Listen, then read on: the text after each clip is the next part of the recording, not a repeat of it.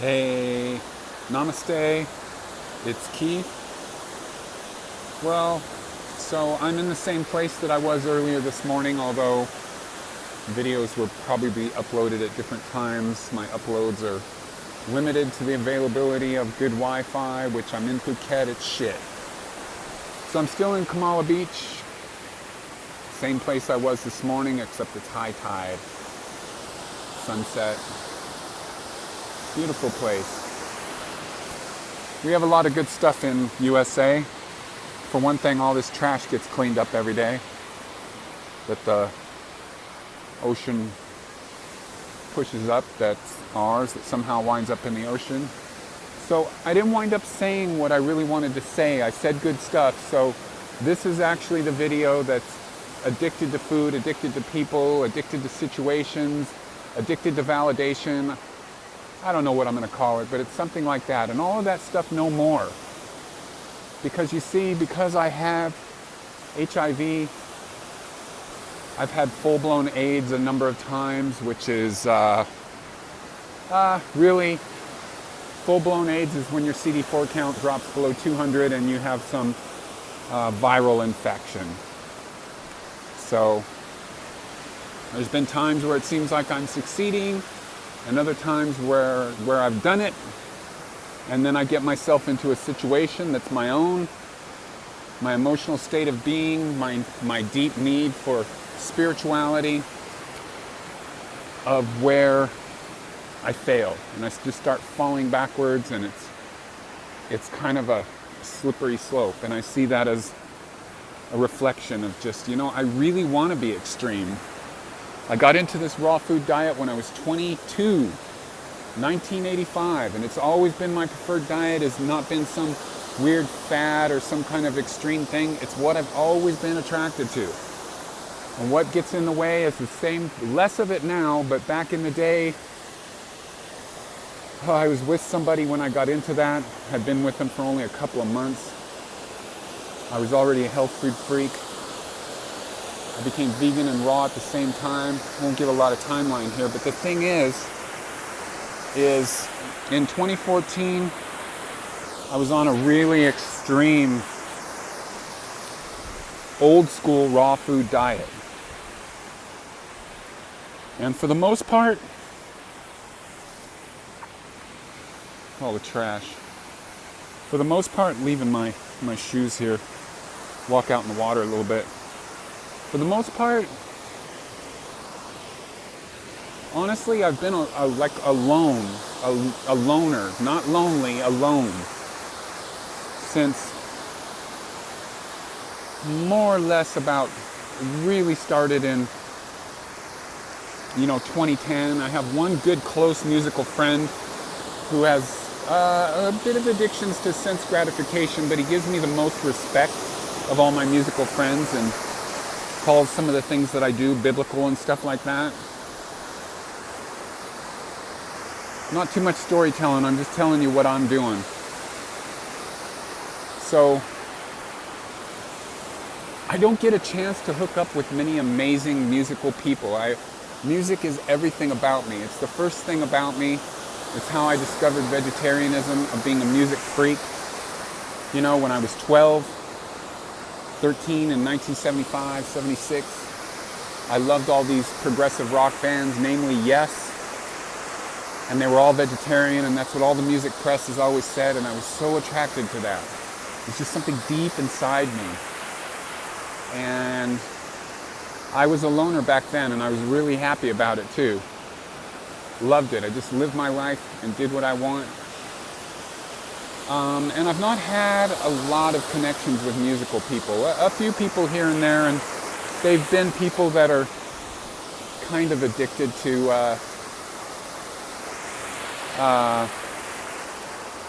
sense gratification. Just kind of eating whatever, especially when you're with somebody, going to restaurants, going to places that it's a compromise. It's a straight compromise. It's not a healing diet. A mostly live food, the rest of the way raw. So 100% raw And what people call high raw, I'm going to call it a high living diet. Juice, sprouts, cultured foods, some superfood sauces made from nuts and limes and lemons and coconut oil. And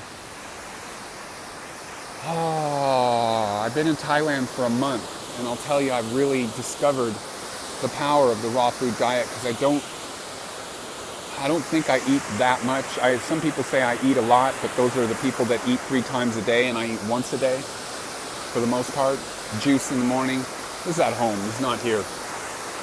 Juice in the morning or juice all day, and kind of one big central meal around 3 o'clock.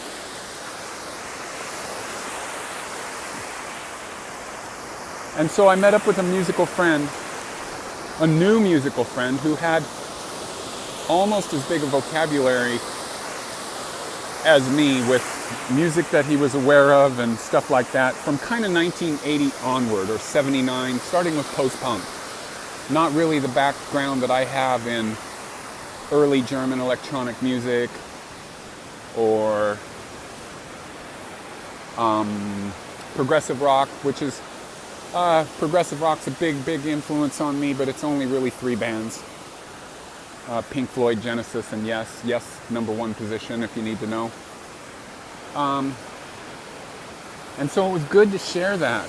But the problem is, not the problem. At first I started going to shows with them in Los Angeles, and I hadn't been to shows in a long time.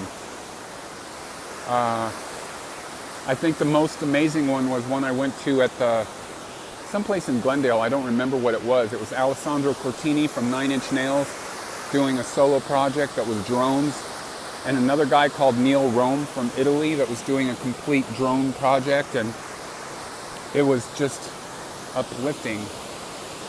The point that's the problem with me is people want to share food, and they go, the first one I went to, it's like, oh, we'll find a place that has vegetarian options. Well, I'm more than vegetarian.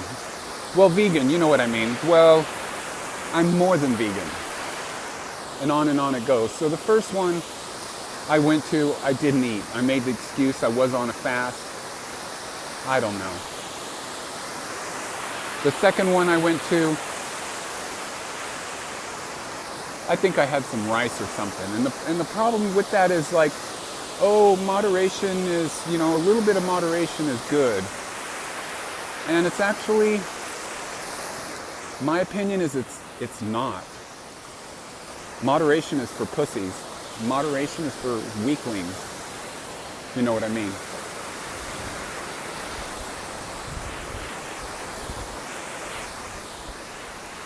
And so that's the way I feel. A healing diet is a healing diet. And one day that you drop off that is months of setback. And I'll tell you what, being here in Thailand, I've completely set back my ketonic diet.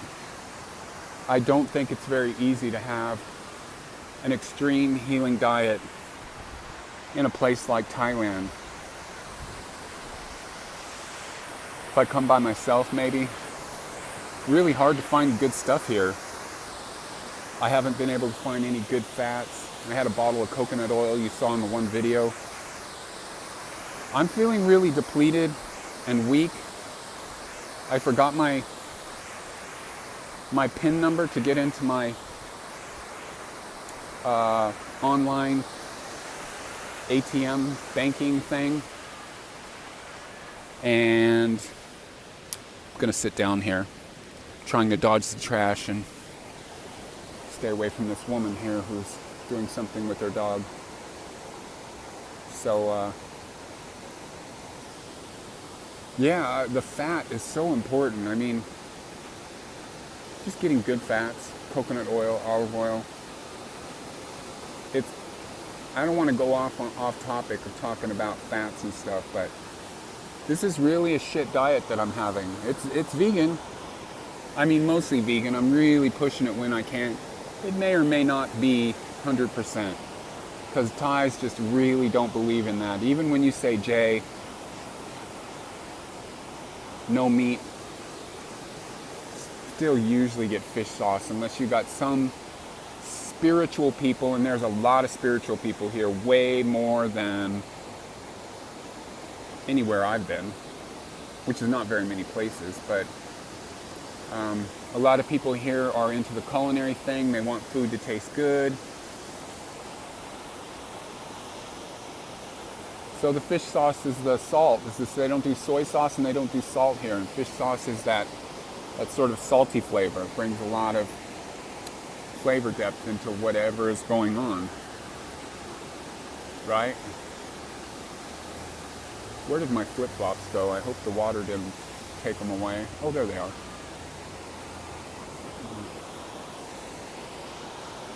So addicted to people, addicted to situations, addicted to relationships. I think I touched on a lot of that stuff already.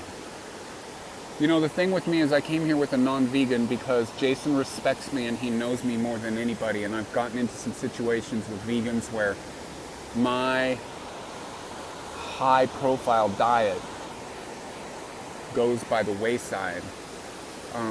Just in terms of it's got to be no compromise if it's a healing diet. And now I'm trying to heal two things.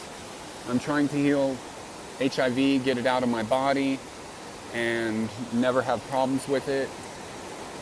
And I'm trying to not get old. I'm 53 and I did a lot of juicing and a lot of rebounding at the beginning of this year, and then I had a tragic thing happen, which I'll talk to you later. It has nothing to do with me, but a friend went in the hospital and it took a lot of weight on me, and I was very committed to holding space for them. And so anyways, I just found, I was like juicing, like straight juice fasting and doing a ton of rebounding is like, wow, like the Cellar Sizer. And I just have that one. I know the Bellicon is a little more of a workout. But I just got to get into a protocol all the time of where it's not like I'm doing something for a little while, it's my lifestyle all the time. A lot of the musical people I've been around, especially Andy, my partner in Second Culture, and I used to go to Arizona or he'd come to my house and we used to always smoke pot together. I'm not really into pot anymore. I used to use it as a creative tool. My record that I put out in 2012 was created 100% with like cannabis saturation, and it's a fucking badass record. But the one I did after that is mostly pure, and the work I'm doing now is totally pure. And I don't have an issue with cannabis and whatever. It's awesome, but I just don't want to be owned by anything. I want to be purely me all the way. And there's just some principles. This year, I've been into some Hare Krishna stuff by rediscovering Krishna core and really digging more into that, whereas before I thought it was just cool, which before was 1995, which was a time when I was really hardcore raw. Not more than now, but always been into this raw food thing, live food thing, sprouting. I'm going hardcore into it head first. So I think that's enough for now. This is Keith, Live Rockstar. Support me by supporting my music. Download my stuff. Soon everything's going free when I get back. I don't think I can throw that switch on a cell phone. All the digital stuff I have on Bandcamp will be for free. So it's secondculture.bandcamp.com. My website is second-culture.com. I have CDs. Contact me. Buy CDs. Amazon even has them used, that some of the colleges that I sent them to have like passed them on to like used dealers and stuff on Amazon. Stay in contact with me. Start some conversations in the comments. Facebook is not a great place, I don't think. It's okay, but everybody just tries to be mediocre on there, and mediocre is bullshit. I'm an extremist. I want to hear people's extreme points of view. I want to hear people's passions. I want to hear people that are on a mission, that are not being watered down by society. I want to hear about them from people that are saying to themselves and living a life of where they say, fuck society, reject society, reject wars, reject racism, reject fear. Live fearless, live for purpose, live for what you believe in. I came across a great article, and it's off topic to talk about it now, but it was all about personal empowerment, and our society does everything to like stomp out the individuals, the sort of flamboyant people, the sort of people that have their own thinking.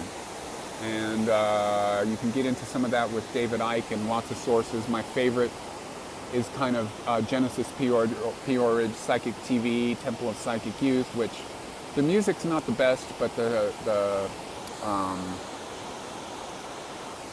philosophies. There was a music band that operated more on philosophy and as a religion more. That was the more important thing. All right. Namaste. Bright blessings. I love you. Going to Chiang Mai for a couple more days, and then I'm headed back to the U.S. I love Thailand, but it's been a disaster for my high live food protocol that I know is the healing diet and the key to all, the key to being free of disease, spiritual diet.